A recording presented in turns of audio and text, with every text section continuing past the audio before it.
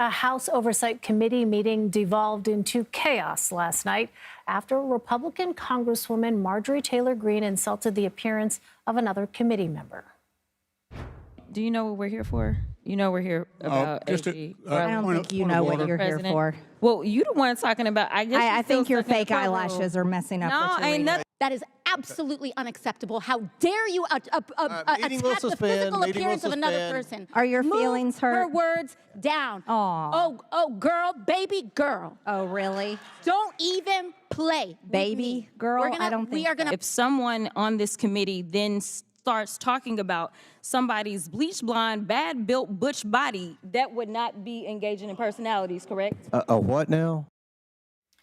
CBS News congressional correspondent Scott MacFarlane is here to make some kind of sense of whatever that was. Scott, will there be any repercussions for Congress members on either side of the aisle?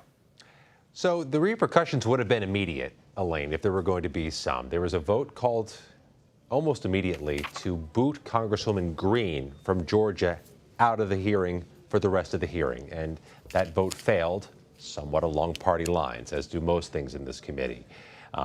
There were some concerns expressed today from leadership in the House about the tenor, tone, and antics in that hearing.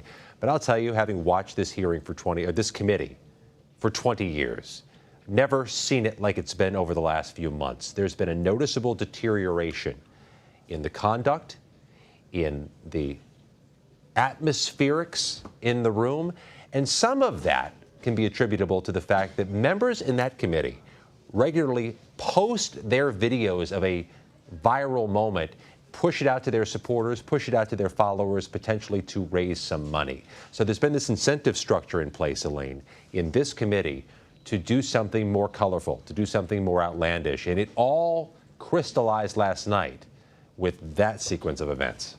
It's an important point that you raised, Scott, because since then, we have seen Congresswomen Crockett, Greene, and Ocasio-Cortez continue to share messages on social media showing no lack of remorse for last night's fiery exchange. So could this essentially be the new normal, or could there be new rules implemented to prevent something like this from happening again?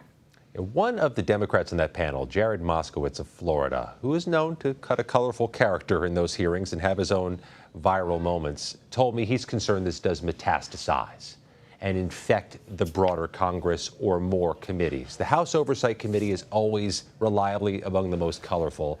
He's concerned it goes farther.